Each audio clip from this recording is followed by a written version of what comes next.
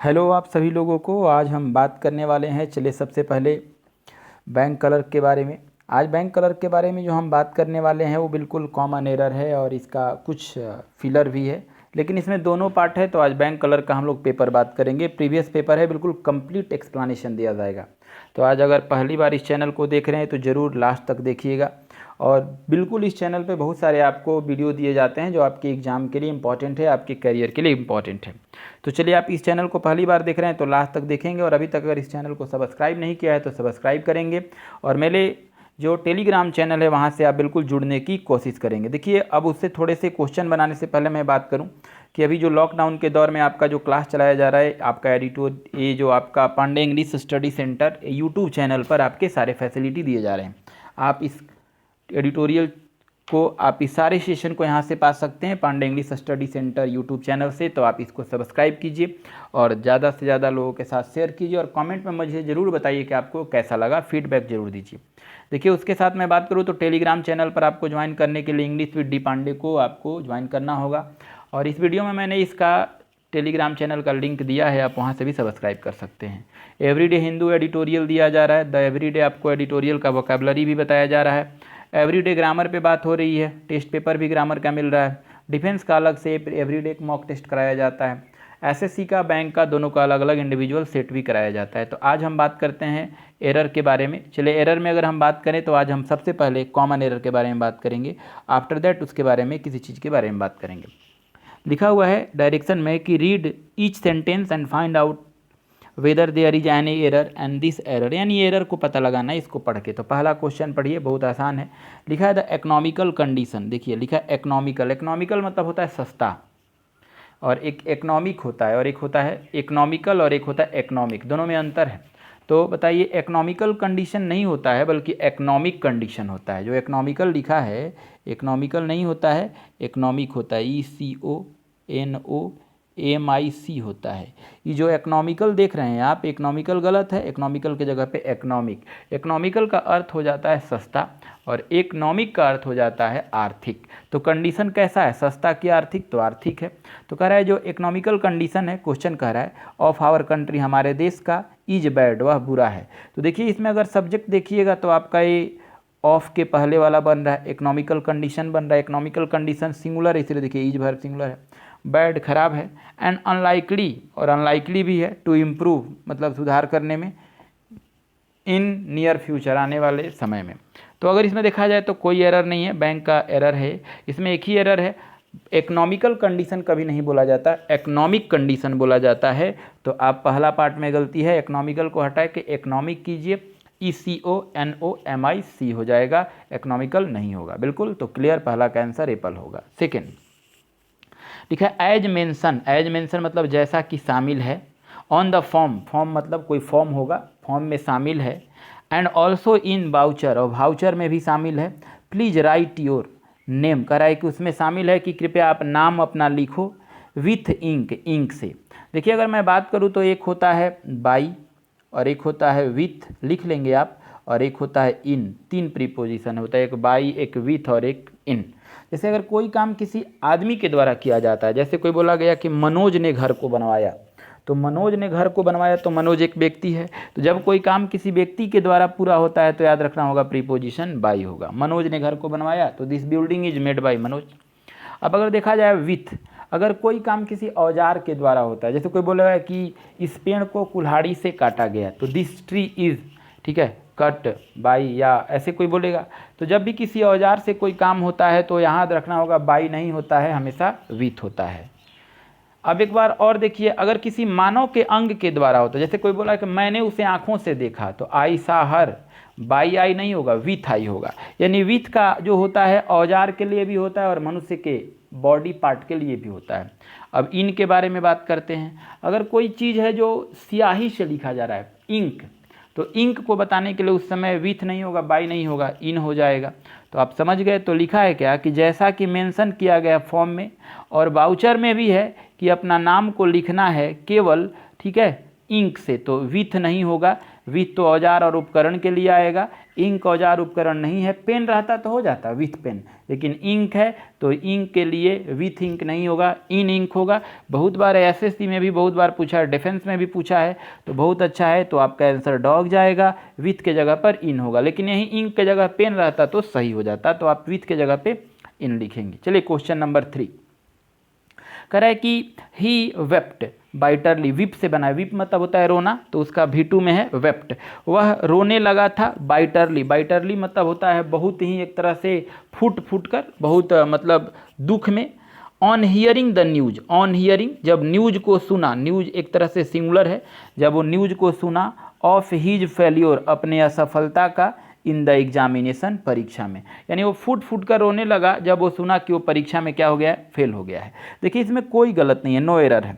इसमें अगर मैं आपके साथ बात करूं तो ही सब्जेक्ट है, वेप्ट यहाँ मेन वर्ब है और बाइटरली एडवर्ब है। देखिए बाइटरली के अंत में एल वाई लगा गया है तो इसको एडवर्ब ऑफ मैनर कहते हैं, और एडवर्ब ऑफ मैनर जो होता है वो मेन वर्ब के बाद भी होता है, मेन वर्ब के पहले भी होता है, तो मेन वर्ब के बाद है, यहाँ सही है। ऑन हियरिंग ऑन प्रीपोजिशन है तो ये सब ऑब्जेक्ट हो गया। ऑफ हीज फेल्योर यहाँ सही है, इन द एग्जामिनेशन, इसमें कोई गलत नहीं है, नो एरर जाएगा, आंसर ई हो जाएगा, नो एरर होगा। चलिए क्वेश्चन नंबर हम 4 पे चलते हैं। लिखा है कम एंड सिट डाउन, कोई बोलता है कि आओ और बैठ जाओ, नहीं बोलता है कि आओ और बैठ जाओ, फॉर अ वाइल कुछ वक्त के लिए, कुछ समय के लिए, तो कोई बोल रहा होगा कि आओ और बैठ जाओ कुछ समय के लिए। अब आगे देखिए लिखा है यू आर डिगिंग, जो तुम हो खोद रहे हो, डिगिंग मतलब होता है खुदाई करना, तुम खोद रहे हो, सिंस लंच टाइम, जब से लंच किए हो तब से, लंच मतलब समझ रहे हैं आप, एक होता है ब्रेकफास्ट, एक होता है लंच, एक डिनर, लंच दोपहर की बात हो रहा है, यानी दोपहर से तुम खुदाई कर रहे हो, क्लियर है। तो जरा सोचिए ये परफेक्टिव एस्पेक्ट है, इसको परफेक्ट कंटिन्यूअस में जाना चाहिए। कोई बोलता है कि दोपहर से काम कर रहा है, सुबह से काम करते आ रहा है, तो इसके लिए प्रेजेंट में जो होता है ना, प्रेजेंट परफेक्ट कंटिन्यूअस होता है। जब सिंस के बाद टाइम की बात आ जाए या फोर के बाद टाइम की बात आ जाए तो आर प्लस V4 नहीं होता, बल्कि हैज है बीन पर V4 हो जाता है, यानी प्रेजेंट परफेक्ट कंटिन्यूअस हो जाता है। किसके कारण, सिंस के कारण, और टाइमर दिया है, तो आपका आर यहाँ पे बिल्कुल गलत है। यू के लिए हैव जाएगा, हैव के बाद बीन होगा, तो हैव बीन डिगिंग हो जाएगा, आर के जगह पे हैव बीन डिगिंग लिखा जाएगा, क्योंकि सिंस यहाँ जो है वो टाइम को बता रहा है। तो आप ऐसे कहिए कि आओ बैठ जाओ कुछ समय के लिए, तुम दोपहर से ही यहाँ खुदाई करते आ रहे हो, ऐसे बोलना होगा। तो आप आर को हटाकर हैव बीन डिगिंग होगा, तो आपका आंसर जो आ जाएगा सी जाएगा, हैव बीन डिगिंग होगा। तो आप कॉपी पर, डायरी पर सुधार लेंगे। चलिए question number 5, Hari has faith in God, कह रहा है हरी भगवान में विश्वास करता है, सही है, हरी जो है भगवान में विश्वास करता है, तो हरी सब्जेक्ट हो गया, हैज वर्ब हो गया, फेथ ऑब्जेक्ट हो गया, इन गॉड ऑब्जेक्ट है। एंड विल डू नेवर, और कभी भी नहीं वो करेगा, रॉन्ग गलत काम, इवन मतलब फिर भी, the most trying and unusual circumstance, या ज़्यादा से ज़्यादा ट्राई किया जाए या फिर अनयूजुअल मतलब असामान्य रूप से स्थिति हो जाए तब भी। देखिए इसमें एक और मैं बात बताता हूँ। देखिए एडवर्ब जो होता है अगर कहीं पे आता है तो दो स्थिति होता है, एक आता है केवल मेन वर्ब के साथ और एक आता है मेन वर्ब और एक्जुलरी वर्ब के साथ। तो अगर एडवर्ब कहीं पे आपको लिखना है और आपके पास एक्जुलरी वर्ब भी और मेन वर्ब भी है, तो एडवर्ब के पहले आप हमेशा एक्जुलरी वर्ब लिखिएगा और एडवर्ब के बाद हमेशा मेन वर्ब लिखिएगा। ध्यान से सुनिए, अगर एडवर्ब को आपको लिखना है और आपके एडवर्ब के साथ एक्जुलरी वर्ब भी आ रहा है और मेन वर्ब भी आ रहा है, दोनों आ रहा है, तो आप सबसे पहले एक्जुलरी वर्ब लिखिए, तब आप एडवर्ब लिखिए, तब मेन वर्ब लिखिए। लेकिन केवल मेन वर्ब आ रहा है, एक्जुलरी वर्ब नहीं आ रहा है, तो ज़्यादा बेहतर होगा कि आप एडवर्ब को मेन वर्ब के पहले ही लिखिए, ठीक है। तो आप मतलब समझ गए कि एक्जुलरी वर्ब के बाद कहिए या मेन के पहले या फिर मेन के पहले, तो इसमें यही क्वेश्चन है। देखिए यहाँ पे आप समझ जाएंगे, विल डू नेवर, देखिए ध्यान से, विल डू नेवर, ये देखिए नेवर जो है एडवर्ब है, डू है V1 है और विल जो है एक्जुलरी वर्ब है, तो आप ये गलत है, बल्कि ऐसे लिखिए, पहले विल होगा, विल के बाद नेवर होगा, नेवर एडवर्ब है और तब डू जाएगा, तो यही आपका गलती है, आप सुधार के लिखिए विल नेवर डू होगा, ठीक है। तो आप समझ गए होंगे कि आपका आंसर जो होगा बॉय होगा। चलिए क्वेश्चन नंबर 6 पे, the vacancy was filled by mister Gupta, कह रहा है कि मिस्टर गुप्ता जी के द्वारा वैकेंसी को भर दिया गया था। हुम द मैनेजर सेड, ठीक है, जिसे मैनेजर साहब ने कहा था out to be promoted, promoted करने के लिए। ये देखिए एक बात बताता हूँ, यहाँ तो सब सही है, गलती है हूँ और हुम से। एक देखिए होता है हूँ और एक होता है हुम। देखिए हूँ का यूज कब करना है, जब आगे वर्ब आया है तो वर्ब से लिंक करने के लिए, मतलब आगे कोई वर्ब इंतजार कर रहा है तो उसके पहले हूँ आएगा। हूम कब कहना है, जब आगे कोई वर्ब इंतजार नहीं कर रहा है तब। या फिर ऐसे कहूँ मैं सिंपल आपके शब्दों में कि जब सेंटेंस में वर्ब की संख्या सब्जेक्ट से ज़्यादा हो जाए। आप वर्ब भी गिनिए, सब्जेक्ट भी गिनिए। वर्ब अगर ज़्यादा हो जा रहा है और सब्जेक्ट कम हो जा रहा है तो रिलेटिव प्रोनाउन है ये हूँ लगेगा, ठीक है। या फिर दूसरा मैं ये कहूँ कि जब वर्ब की संख्या और सब्जेक्ट की संख्या बराबर हो जा रहा है तो कोई दिक्कत नहीं है, वहाँ पर हूम आएगा। तो आपसे मैं बिल्कुल अभी बोला कि जब वर्ब और सब्जेक्ट दोनों, देखिए वर्ब ज़्यादा है सब्जेक्ट कम है तो हूँ आएगा, दोनों बराबर है तो हूम आएगा। देखिए मैं इसी पे आपको बना के दिखाता हूँ, बिल्कुल आसान है। तो कह रहा है कि द वैकेंसी वाज फिल्ड। देखिए वैकेंसी एक सब्जेक्ट हो गया, पहले सब्जेक्ट गिनते हैं, ठीक है। मिस्टर गुप्ता ऑब्जेक्ट हो गया, हुम द मैनेजर, देखिए सेड वर्ब है तो मैनेजर एक हो गया ना, तो एक एक कितने हो गए सब्जेक्ट, अब 2 सब्जेक्ट हो गया। आगे आउट टू बी प्रमोटेड ये कहीं नहीं है तो सब्जेक्ट संख्या क्लियर हो गया कि आप 2 हो गया। वर्ब गिनिए, देखिए वाज फील्ड अलग अलग नहीं होगा, दोनों एक ही साथ आए तो एक जगह वर्ब हो गया एक। अब गिनाते हैं आपको, आगे देखिए एक जगह तो आपने वर्ब गिना ही वाज फील्ड, दूसरा सेड गिनिए 2 वर्ब हो गया। ये देखिए सेड के बाद आउट टू, ये तीसरा वर्ब हो गया। वर्ब की संख्या कितनी हो गई, 3 हो गया, और सब्जेक्ट की संख्या कितने थे, 2 थे, तो वर्ब ज़्यादा हो रहा है इसलिए रिलेटिव प्रोनाउन में गलत है, हुम के जगह पे आप यहाँ हूँ लिखेंगे। या फिर अभी मैंने कहा कि जब आगे वर्ब इंतजार करता हो, तो देखिए मैनेजर के लिए तो सेड आ गया, लेकिन ये आउट टू है ना, ये मॉडल वर्ब है, तो ये मॉडल जो वर्ब है ये किसके लिए इंतजार कर रहा है, तो जिसका इंतजार कर रहा है वहाँ हूम नहीं होगा, हूँ आएगा। तो बिल्कुल रिलेटिव प्रोनाउन का कंसेप्ट है, आंसर आपका सी जाएगा, ठीक है। चलिए क्वेश्चन नंबर हम 7 में चलते हैं। कह रहा है कि as this is an important matter, कह रहा है कि जैसा कि एक महत्वपूर्ण बात है, ईच ऑफ अस, हम लोगों में से प्रत्येक लोग, ठीक है, हैज समथिंग, कुछ ना कुछ है, टू से, कहने के लिए, ऑन दिस, इस मुद्दा पर। तो कह रहा है बहुत अच्छा है, इसमें देखिएगा तो बहुत अच्छा कंसेप्ट है, ये बिल्कुल ध्यान से समझिए। कह रहा है कि as this is an important, कह रहा है कि जैसा कि जितना ये महत्वपूर्ण मैटर है, ईच ऑफ अस, हम लोग में से प्रत्येक, सिंगुलर है तो सही है, ईच सिंगुलर है तो है जाया है, हम लोगों में से प्रत्येक जो है, समथिंग, कुछ ना कुछ है, टू से, कहने के लिए, ऑन दिस, देखिए ऑन दिस नहीं होता, यही गलत है, ठीक है, ऑन दिस कहना गलती है। तो अगर इसमें से देखा जाए तो क्या बेहतर होगा, कैसे सूटेबल आंसर देखा जाए, तो बिल्कुल अगर इसमें देखिएगा तो ऑन दिस के जगह पे आप इन दिस लिखिए, इसके बारे में कहते हैं। ऑन मतलब तो पर हो जाएगा ना, तो आप किसी के बारे में कहेंगे तो मे के लिए ऑन के जगह पर इन हो जाएगा, तो आप आंसर समझ गए होंगे कि आपका डॉग होगा, ऑन नहीं इन होगा। चलिए अब आते हैं क्वेश्चन नंबर 8, बहुत आसान कंसेप्ट है। देखिए silver as well as cotton, देखिए इसमें मैं एक बात कहूँ कि जब कोई सेंटेंस एज वेल एज से जुड़ जाए, देखिए एज वेल एज से जब कोई सेंटेंस जुड़ जाए तो हमारा सब्जेक्ट एज वेल एज के पहले वाला होता है, तो हमारा सब्जेक्ट कौन हो गया, सिल्वर।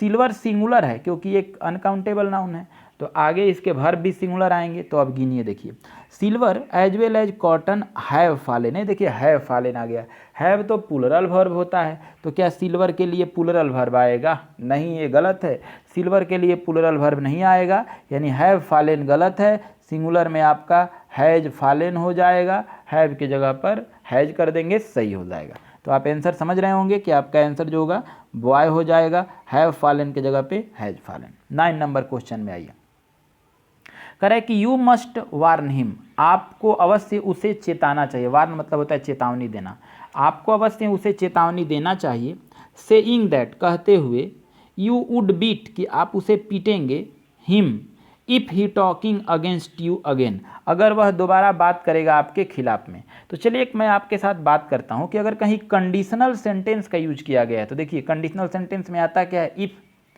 और इफ़ के बाद अगर कोई सब्जेक्ट आ गया तो इसके बाद अगर प्रेजेंट में कभी भी बात होगा तो यहाँ आने वाला वर्ब हमेशा या तो V1 होगा या तो V5 होगा, कभी भी कंटिन्यूअस नहीं होगा, कभी भी परफेक्ट नहीं होगा।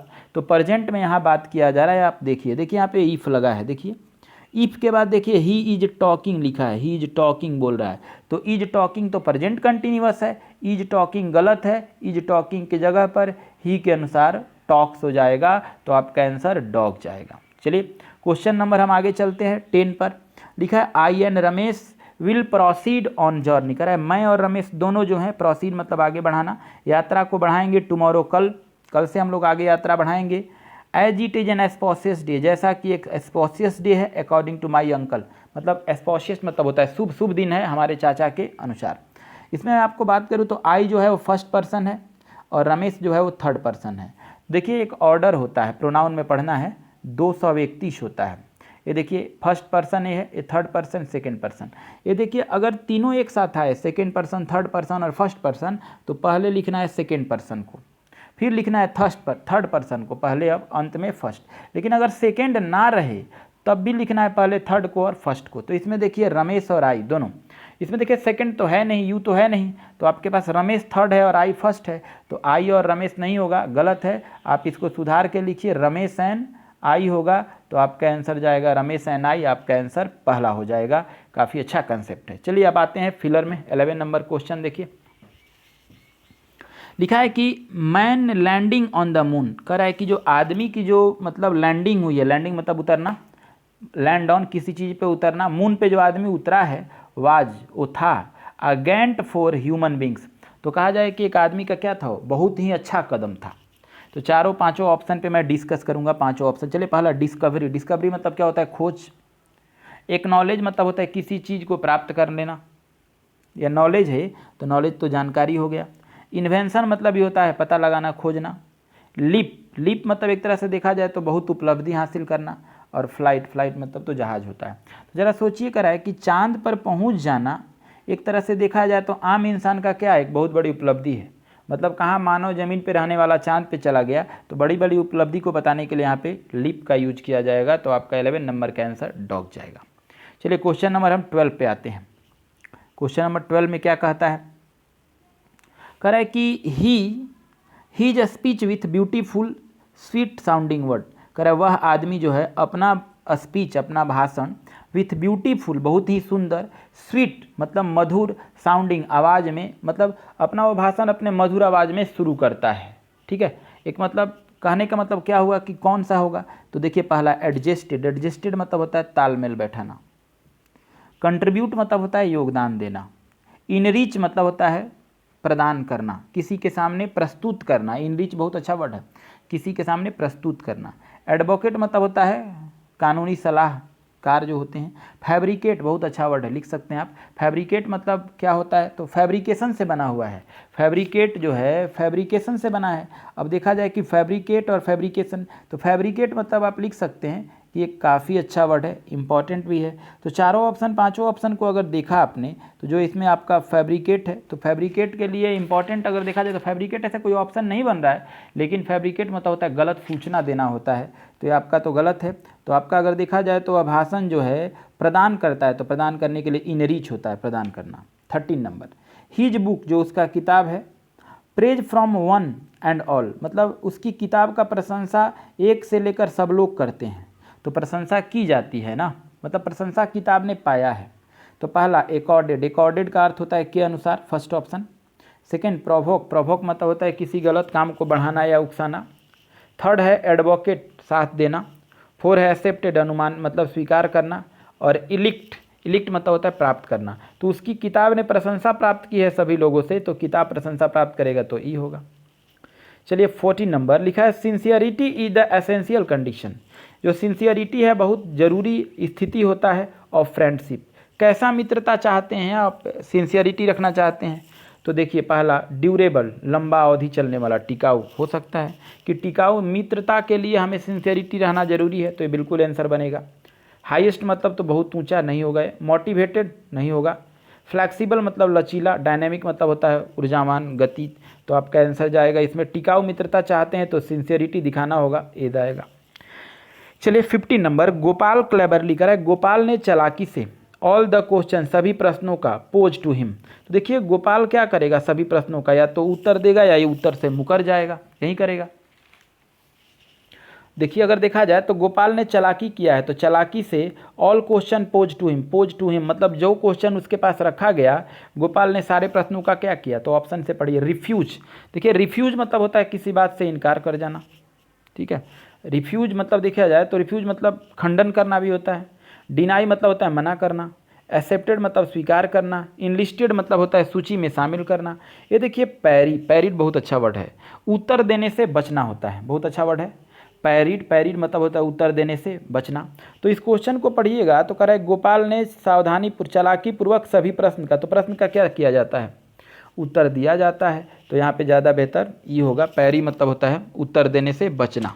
और जो वर्ड आपका इनलिस्टेड है, इनलिस्टेड मतलब तो शामिल करना होता है, तो आपका ये आंसर नहीं होगा। 16 में आइए, ही डैश वह जो आदमी है, अकीन बहुत ही उत्सुक, डिजायर है इच्छा का है, टू बिकम वो बनना चाहता है, वेल्दी मैन एक बहुत धनवान या स्वस्थ व्यक्ति अच्छा व्यक्ति बनना चाहता है, वेल्दी व्यक्ति बनना चाहता है एक ऐसा जिसके पास खूब सारा पैसा हो। तो देखिए चारों ऑप्शन पांचों ऑप्शन, पहला मेजर, मेजर मतलब होता है उपाय या कदम।